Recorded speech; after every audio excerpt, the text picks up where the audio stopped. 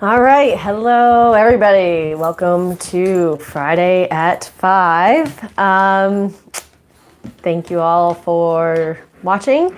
My name is Victoria Longo, and I am a psychic medium. And I started the series, I think this is my third week doing this, where I'll discuss a different relationship topic every week, and this week is assumptions and expectations. And they are some of the most damaging things that can occur in a relationship, and they are some of the most common things that occur in a relationship. So, all of us make up stories, okay? We all make up stories in our head about every single thing that happens. Somebody doesn't respond to our Facebook post. Somebody doesn't like our Instagram picture. Automatically, we create all of these scenarios. Why? Well, she doesn't like me. She must be mad at me again. Why isn't he paying attention to me? He's probably, out with some other girl and he doesn't have the time for me. And so we spin all of these stories to justify, rationalize, and make sense of things that we don't know. And I would say probably 95% of life we don't know. Even when we think we know, we have no fucking clue. I'm just gonna throw that out there because we are not in somebody's head. We are not in their thoughts. We don't know what they're going through. We can assume and we can empathize, and we might have been through a similar experience, so we understand. But the truth of the matter is, we have no idea what's going on. The only thing that we ever know what's going on, and that's why I say it's only like 5%, maybe even 1%, is us. We know our own thoughts, we know our own stories, we know our own assumptions, we know what we want, we know what we don't want. We know everything there is to know about us. And we spend 99% of our time trying to make sense and figure out somebody else. So it's a waste of time because we don't know. But we assume and, we project and we create these stories. Now, a lot of times these assumptions tie into our own insecurities. And so if you are interested in delving into that topic, I did a whole video on this last week. But let's say that we have a relationship and it can be friendly, not a romantic partner, but just a friend. And we've had some ups and downs, and we've had a little bit of conflict amongst each other at some point in the past, right? And so even if everything is fine, we have our past experience of there's been conflict. And so when that person doesn't act the way that we want them to, the way that we expect them to, we create a story, why not? Based off our past experience, based off our relation, and based off our insecurities. So if it's something as basic as somebody not liking a social media post, a comment, an Instagram photo, something like that. If we've had conflict, if we have doubts about ourselves, if we don't think we're good enough and we're always trying to prove and convince somebody to like us because we have low self-esteem, that story is going to be about the fact that they're mad at us, they don't like us, whatever we can concoct, and we're going to assume that that's what it is. And then our energy is going to be based off of that's what this is. The next time we interact with them, we're either going to ignore them and wait for them to make the first move because we assume that they're mad, even though it could be something as basic as they're just busy. They just are busy. And maybe they saw the comment and they were, most of us get into the habit of scrolling through social media aimlessly at some point throughout the day, right? All of us get into this habit. And so let's say that they saw this comment while they were aimlessly scrolling through. I'm going to take a minute because I have a very mad bulldog right now Come here. Come here. Okay. She's scared of the light and is mad that I'm talking to it. So if you heard growling, that's what that is. Very angry bulldog. So anyway, most of us scroll through social media aimlessly throughout the day, right? So somebody could have seen your comment. Somebody probably saw your Instagram picture.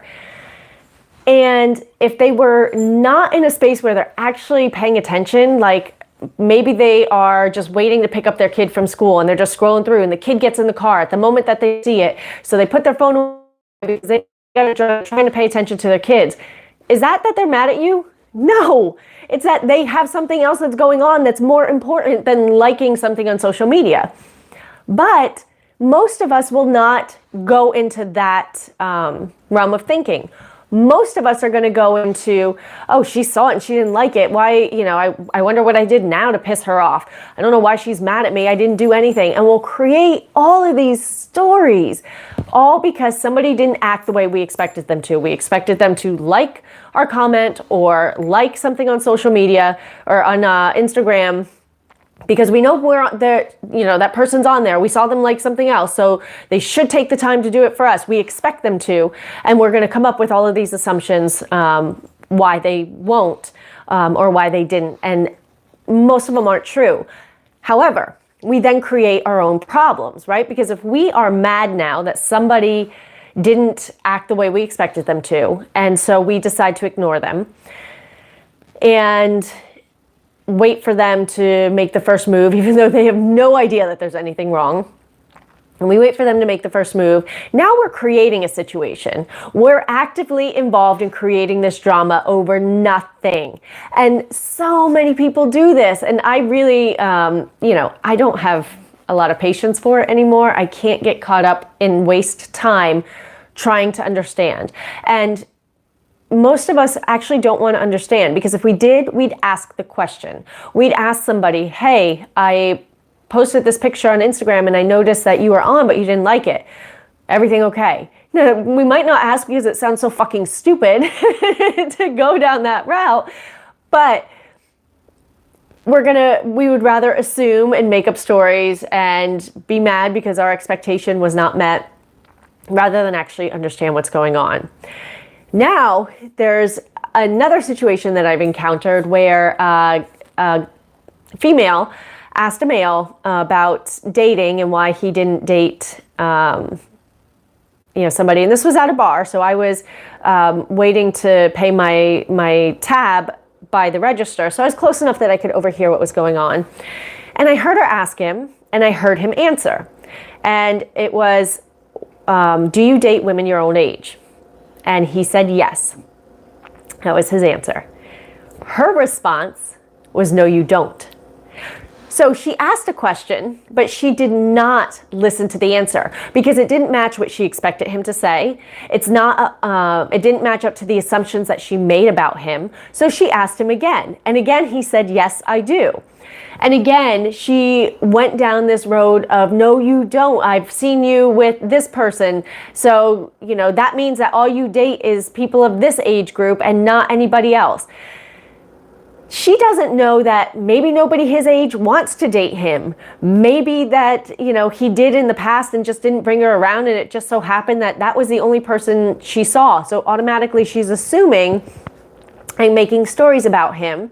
And when she is asking the question of him and he's answering her from his truth, she's not fucking listening. And I actually got mad enough because she asked him 3 times and she was getting all riled up. And I went over and I was like, look, I've been over here. I can hear the conversation. He's answered you. He said that this is his answer. You are not accepting that, and you're refusing to listen to that. If you wanted to know what he thought, he's already given it to you.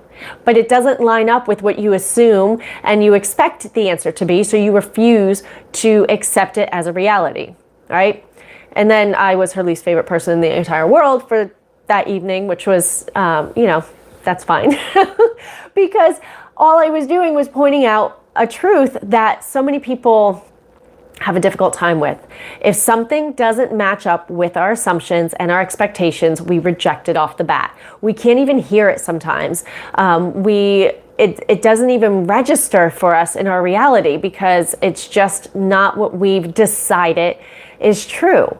And does that make it actually true? Not at all. Because again, you don't know what anybody else is thinking at all, no matter how good you know a person. You just don't. And that's one of the biggest lessons that I've learned over the last few years is I can create a lot of really good stories about people. I can come up with a lot of really good, assumptions for why things might be. And every time I've actually allowed myself to see, like, does it match up? And I will say this, if anytime we see anybody else, and it could be a stranger crossing the street, we automatically come up with a story and an assumption about them based off how they're dressed, based off how they're walking, based off what they're driving. So anybody who says they don't do that, I think is full of shit, because every single one of us has this automatic voice that goes on in our head going, oh, he doesn't work for a living, he's so lazy, and she's just a slut, look at her, and so we throw all this negativity out there. For a long time, I actually tried to switch it, and I actually did fairly well with it, where when I saw somebody and that voice popped up, I'd be like, that is probably not true. And I would identify something about that person that I actually liked. So maybe they had a beautiful smile, maybe they had gorgeous hair, maybe they had a color on that I really appreciated or that really looked well on them. So I would switch it around, that I would try to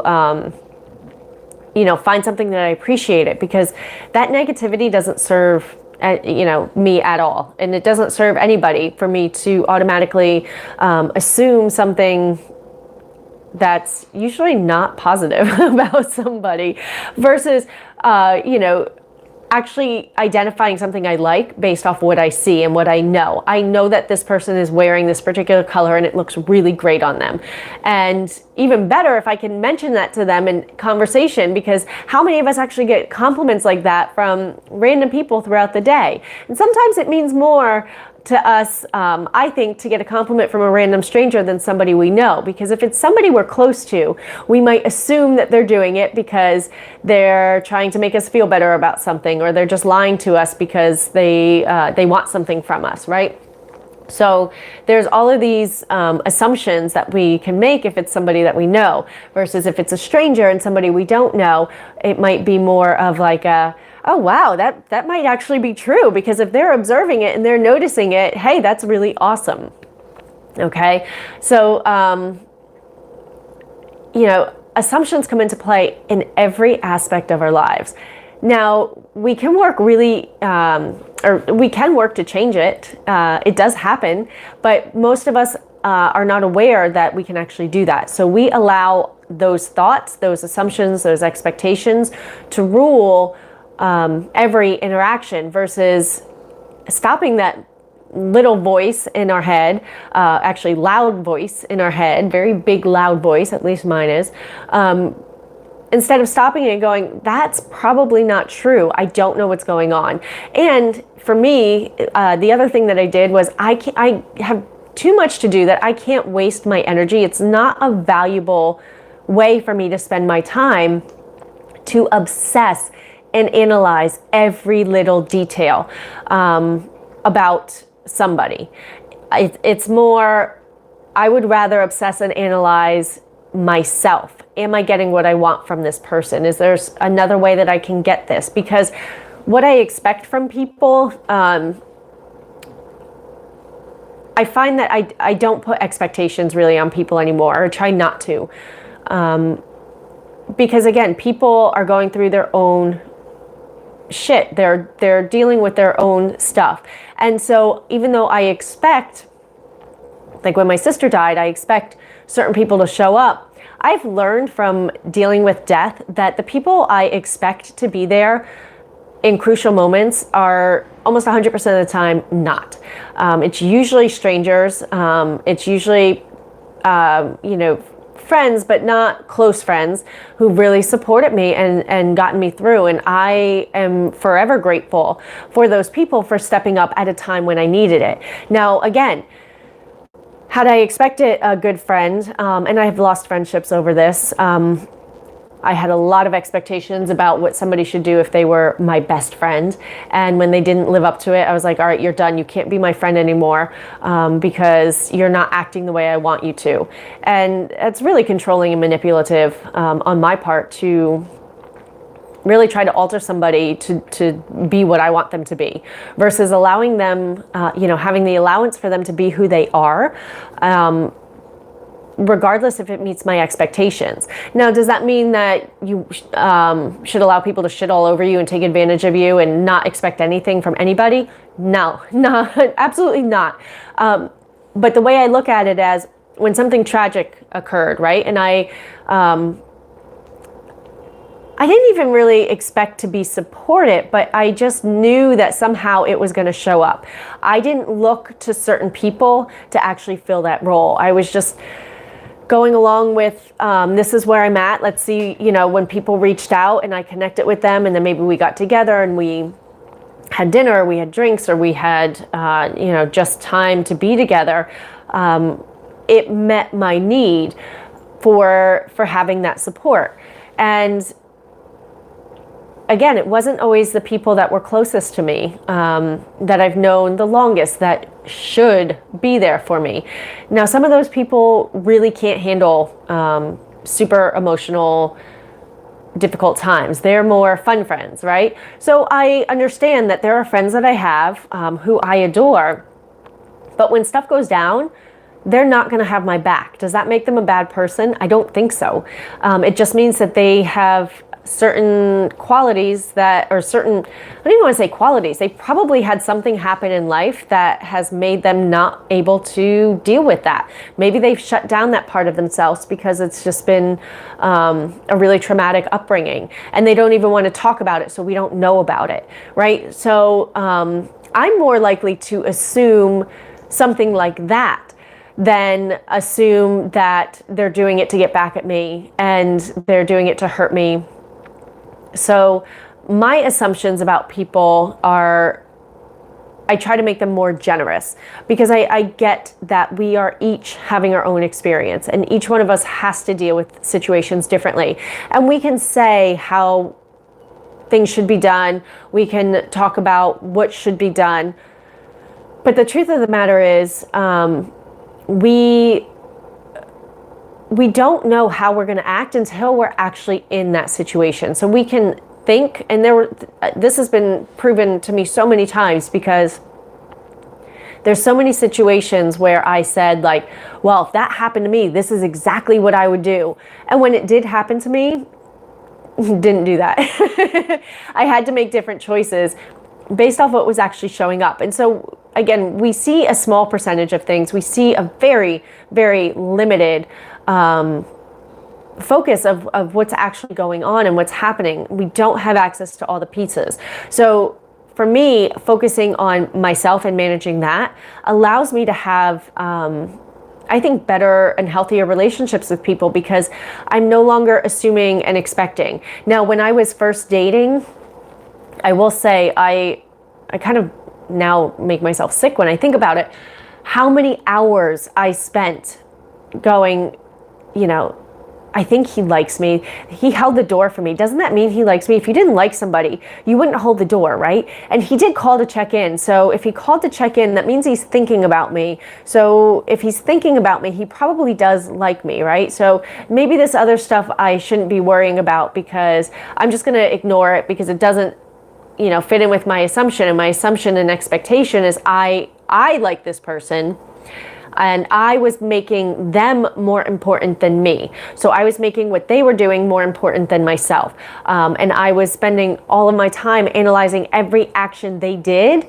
and letting the ones go that didn't fit in with my narrative of I want them to like me. So I didn't look for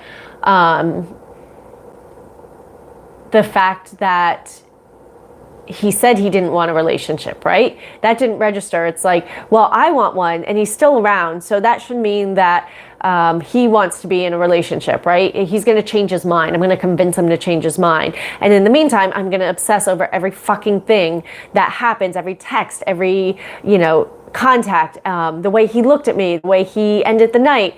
And so much time was wasted. Again, I literally am like, oh my God, I can't believe that I spent literally hours trying to figure that out. Instead of, what shifted for me is I realized that I was placing all my, importance over there instead of over here. So it became a game for me of like, he was cool. Does he meet the qualities that I want? Yes or no? If not, then I probably don't want to continue dating him. This is what I'm looking for in a partner. So I'm going to keep my focus on, I don't really care if he calls me back. I don't care what he's doing. Now, it does get harder when there is somebody that you really develop feelings for. It does get more difficult. And for me, knowing that I place the love and the value on myself first over anybody else really shifted my confidence too, because I was no longer trying to, begging for scraps and taking whatever I could get and then feeling like crap because I couldn't figure out why I couldn't get him to like me and why I couldn't get him to, decide that he wanted to marry me or whatever the case may be. Instead of obsessing over why I couldn't and analyzing everything he did against that, it just became like, is he what I want? And if not, then it's time to let it go. And I reached a point where I did that, and it was not easy and it's scary. But guess what? Somebody showed up who wanted a relationship and who had everything I wanted, and I no longer had to deal with that, going back and forth of, because it really, self-confidence is something, and self-esteem that I do not have naturally. I don't know that any of us do. Now that I'm older, I think so many people either fake it or hide it, some better than others. But there were a number of things that happened, in high school and middle school that made me form some really fucked up fundamental beliefs about myself. So self-confidence is not, and I think I shared this in one of the other videos, probably last week, about insecurities. Self-confidence was not something that was easy for me, and it's something that I've worked at over the years to develop.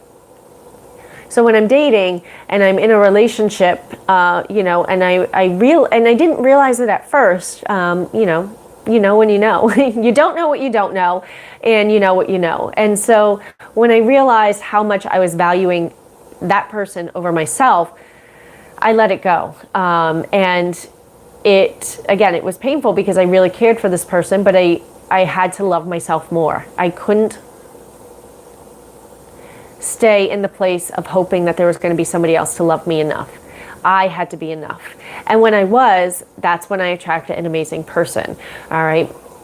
And my assumption and expectation about that was, there is somebody out there that's going to give me everything that I want in a relationship. And I expect that I'm going to find them. I don't expect that it's going to be this particular person that's going to deliver it to me, because I don't know what this particular person has gone through. And we are all defined, all of us have had past experiences that shape who we are, and that shapes our stories and our assumptions and our expectations about things. If we've had a lot of hard knocks in life, we might expect that, when's the other shoe going to drop? Nothing works out for me. And then things don't, and we can say like, see, I was right, nothing works out for me. And, versus expecting and assuming that things are going to work out, even when it doesn't look like it, even when it's at its messiest. If we assume and expect that they are, they will. One way or another, they will. That's going to be the ultimate outcome. We're going to be the ones to decide that. And that's why our assumptions and expectations, particularly in, in relationships in general, relationship with ourselves or relationships with other people, are so they can be so damaging, because if we are constantly assuming the worst and expecting the worst, or we expect something and we expect a particular person to deliver on that something, and then when they don't, we become upset and manipulative and controlling because we're not getting what we want, that's it's damaging to a relationship. It's damaging to constantly cut somebody else down, to try to get our way. And I'm speaking from experience. I've been on that end where I have done that. I have totally been the queen of manipulation and control with people I've dated. And I'm, honestly admitting that. I'm not proud of it, but I didn't know any better. I saw everybody else doing it, so I mirrored what I saw. I saw it on TV. I saw it in movies. I saw in, relationships that were around me when I was growing up, where you don't do something I like, then I take something away. And, I expect you to take out the garbage every day and you're not doing it. So now I'm going to, call you lazy and a slob and complain about how I have to do everything myself. And I'm going to assume that you really, whatever I'm assuming. So we can get into some really nasty, stories and spirals about relationships and about the people that we are dealing with when we get caught up in our own heads. So I think the healthiest and the best way is have expectations, but don't have expectations that rely on a particular person. Expect that you are going to get the job of your dreams. Don't expect that it's going to be with this particular company because you've decided it, that it should be that. Expect that you're going to meet the love of your life. Don't expect that your husband or wife is going to be the person that's going to meet that if they haven't been already. Now, there's plenty of people who are married who they are happily in love, but there's a lot of people, this goes back to my first video, that have settled in a marriage and, they want this big love and this big romance and they're tired, they're just having a glorified roommate at home, but they expect that that's the best they can get. Expect that no, you're gonna, even if you have to say goodbye, even if it means saying goodbye because it should have never been, start in the first place, even if it means saying goodbye, expect that you will find somebody that matches what you want. Assume that there is a person out there, right? Don't assume that it's going to have to be your spouse because you are married and because you've already gone through that and now you have kids together and so they need to be the one to do this. It's not how it works. Sorry. It's not how it works. That's how it works to create problems. That's how it works to create drama, to create unhappiness. That's where assumptions and expectations get us in trouble. If we are honoring us, if we are assuming that, again, there is somebody out there for us, there's a partner out there for us, and we expect that we're going to find them, if we let go of the how, they're going to show up. Now, how do we let go of the how? We just keep reminding ourselves, do they have what we want? And if they don't, then we say, you know what, I really like you, but this is what I'm looking for, right? Instead of assuming that this person has the qualities, we've decided that they're the person that should be our forever partner because we like them. So we're going to assume that they have all of these qualities instead of saying hey, I think I want to have kids one day. Do you? And they say no. Instead of assuming that they're going to change their mind, say, oh, well, you know what? I'm not really looking to date somebody that doesn't want kids because I know that that's something that I want. So it's been a lot of fun, but I need to, find somebody that wants what I want. That is such a healthy way to end a relationship because you're not making it about that person. You really are making it about you and what you want and making sure that you are able to get what you want. Instead of assuming that, somebody's trying to get back at you for something, ask them, hey, are you okay? What's going on? Now, if your energy is I know there's something going on, so I'm just, hey, what are you doing? Are you fine? What's happening? They're going to sense that. They're going to sense energy because energy speaks louder than words. But if you say hey, I feel like there's something a little bit off. I don't know what it is. Maybe it's all in my head, but is everything okay? I just wanted to check. You're giving them space to answer. You're giving them space to be honest about what's going on. You've sensed something weird and you're not really sure where it's coming from. So, and again, you're saying it might be all in my head. I might be the one making it up. So you're giving them space to respond. And when you do this, when you come from this approach, and I've seen it over and over again in my own life, people really step up. Because we're no longer trying to dominate them and manipulate them and control them and, mold them into what we think they should be. Going back to the example of, if, I really want kids, so if that doesn't work for you, I'm gonna end this relationship. You give them the chance to be like, do I really like this person enough to maybe have kids? Do I want kids? Why don't I have kids? Or why don't I want to have kids? And they can kind of do some self-reflection. And if they want it bad enough, they'll step up and be who, maybe be who you actually hoped they would. But when you force them and be like, well, I'm going to date you, but I want you to have kids, that just creates so much, it's so disgusting to me, to come into a relationship in that space, because there's no honoring of another person. There's no allowance. And if you want somebody to boss around that much, just get a dog, or get a dog, because a cat is not going to do what you want, but a dog will. You can say, hey, come here, hey, sit down, hey, do this, and the dog's going to listen. So if you want something to control, get a dog. Do not be with a person with the assumption that you are going to control them and expect them to be what you want them to be. So trying to think if there was anything else I wanted to touch on that subject. But yeah, when you give the space of assuming the best, don't expect the worst, right? A lot of people, because you're already countering that out. I'm going to, wish for the best, right? Which is basically, I'm going to assume the best, but I'm going to plan for the worst. The worst is going to happen because you're not really expecting the best.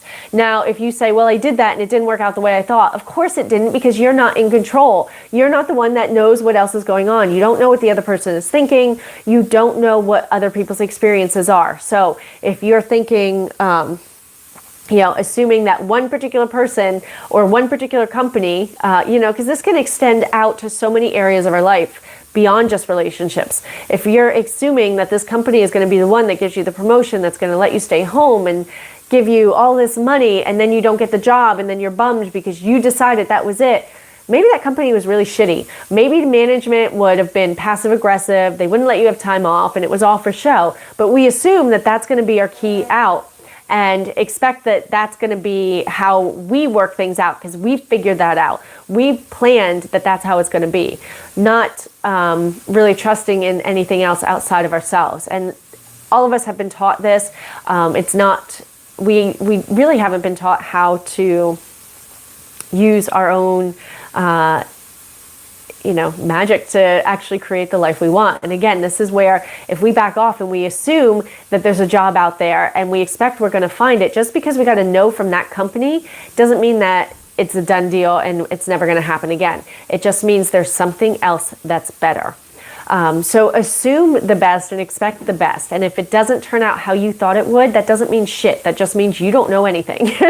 And I've learned this, again, over and over and over in my own life. When I assume and expect things, it usually doesn't work out that way because I don't know everything. Now, I will say, being psychic, there are things that I can tap into, but energy changes, things change, people change. So, whatever I get in a particular moment that might be good, the next day it might not be as good anymore. And it's following that awareness and just, again, assuming and expecting that what I want is out there. I just don't know how it's going to show up. And being willing to be in the question of looking at every opportunity that shows up and going, is this really what I want? Is this person really what I want? Are they, do they have the qualities that I want? And letting go of all the other crap that creates the drama and the trauma and the stress and making us a victim because people aren't doing what we want. So I'm going to leave with that. And if you'd like to work with this further in your own life, I do have my program Relationships Reimagined, and I basically take us through situations like this to actually create what it is that you're looking for in your life. And there are a few different options that I have available with the program. So if this is something that you want to delve into more and you're looking for more insight, shoot me an email. It's Victoria@victorialongo.net. You can find me at victorialongopsychicmedium.com or victorialongo.net and, contact me on there. I also actually have a free gift on my websites at the current moment. So if you go and visit, you can sign up to get a free drama-free dialogue where it's 8 simple techniques to have conflict-free conversations. So it basically touches on a lot of the things that I reviewed in this video, and it will take practice to change how we speak and how we communicate, because we haven't been taught this, but that is available for free. So feel free to visit one of my websites and you'll get a copy of that. Now for next week, I actually have 2 situations I want to talk about that were brought to my attention. And so if you have something that you're curious about, again, shoot me an email or comment on the video and I'll work it in. But I'll be addressing those 2 topics next week. And so thank you for joining me for Fridays at 5. And I look forward to chatting with you again.